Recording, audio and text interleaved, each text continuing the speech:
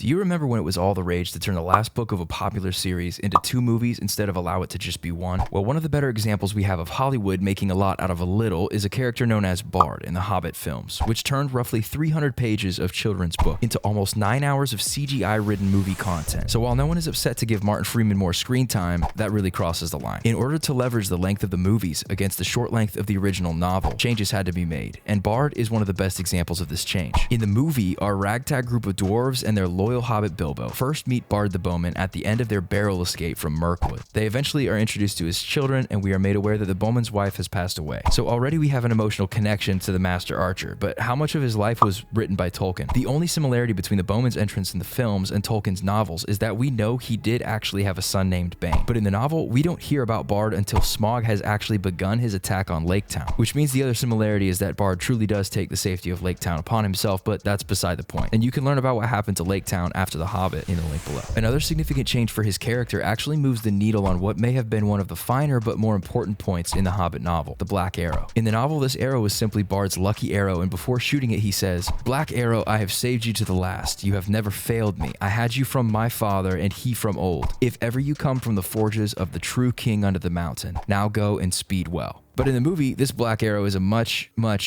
bigger deal. Actually, too big to be fired from a normal bow. They have to construct a device of their own to fire it. And this changes a potentially significant point, for lack of a better word, that Tolkien may have been trying to make. That a great threat might not require an equally great weapon to defeat it, but instead, trained hands and faithful service are able to lead a man to victory.